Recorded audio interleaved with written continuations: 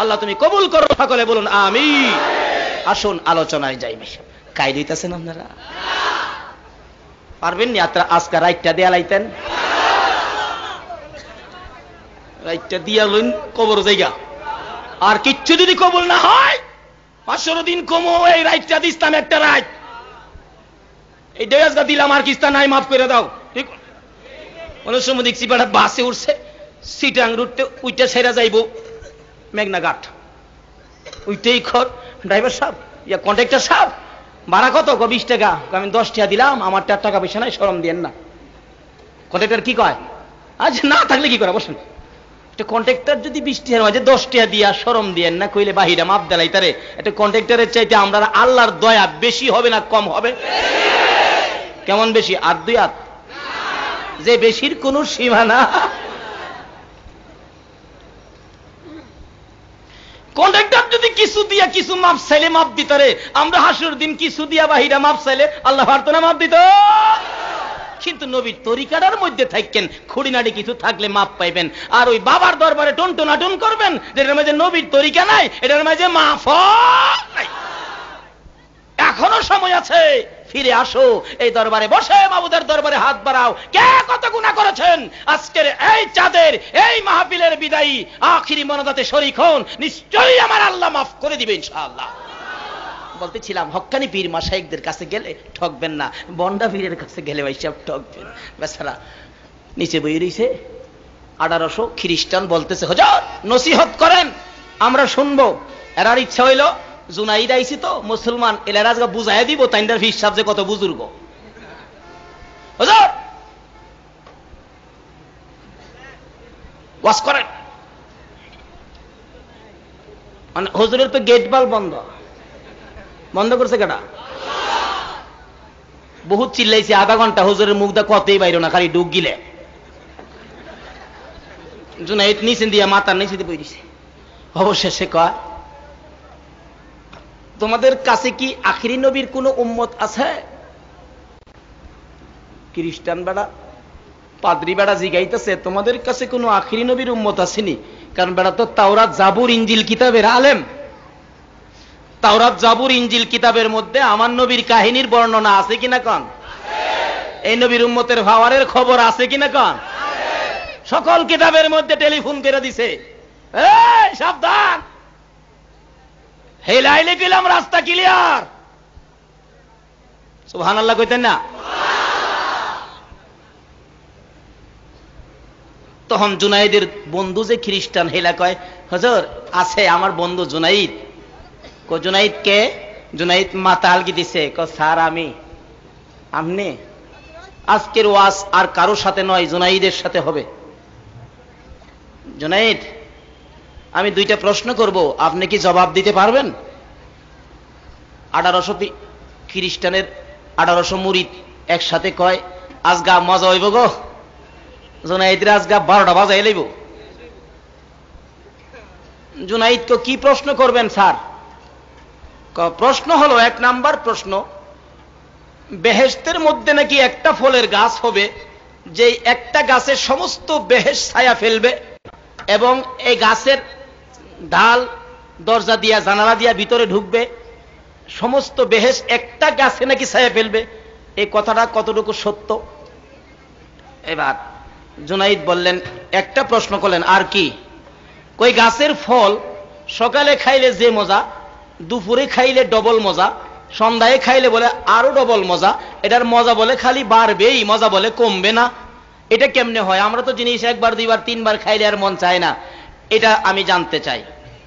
তখন জুনাইদ বলতেছেন আপনি কি জানেন না? কই মিয়া জানলে আপনারা জিজ্ঞাসি কোথাইলে, যে জানে হ্যাঁ শিক্ষক, যে জানে না হ্যাঁ ছাত্র। তো শিক্ষক নিচে বসে থাকবো আর ছাত্র উপরে বসে থাকবো, এটা কেমন শিক্ষক আর কেমন ছাত্র? তা 1800 খ্রিস্টানের শিক্ষক বেড়াই বেড়ারে কি জ্ঞান বুদ্ধি কিছু আছে না? সঙ্গে সঙ্গে নিচে নেমে গেছে গা, স্যার আপনি উপরে বই। আল্লাহ কয় এইবার ঠিক আছে, যেমন নবীর উম্মত এমন জায়গাটা দিছি। জোরে জোরে কোন সুবহান। এই নবীর কথা মানলে লাভ হইব না লস হইব? আরে নবীর কথা মানবে যারা হবে জান্নাতি, নবীর কথা মানবে যারা হবে জান্নাতি, না মানিয়া আবু জাহেল হইল দুজুকি, না মানিয়া আবু জাহেল বলেছিলাম। জুনাইদকে আসন বসাইলেন। অহন জুনাইদ ঠিক মর্যাদায় আখরি নবীর শ্রেষ্ঠ উম্মতের মর্যাদায় বসছে। তাইনো নিচে বইছি হগলতে খয় আমরার ফিসাবরে নামাই দিল ওইলো দেখা যাবো না একটা নেই আর রাস্তা না। নিচে বইছে ফিসাব মাথা নিচে দিয়ে বই রইছে আর খালি কইছে বলে আপনি না জানলে তো আপনি ছাত্র, আমি জানি আমি শিক্ষক, শিক্ষক আর ছাত্রের ব্যবহার কি হইতে পারে এটা ঠিক করেন। এমনি বেটা নেমে গেছে। কারণ অনেক সময় গেলাম বন্ডামি করতেও গেলাম বুদ্ধি লাগে, কি কন বন্ডামি করতে বুদ্ধি লাগে না? একবার ফিসা বইয়া বন্ডামি করে।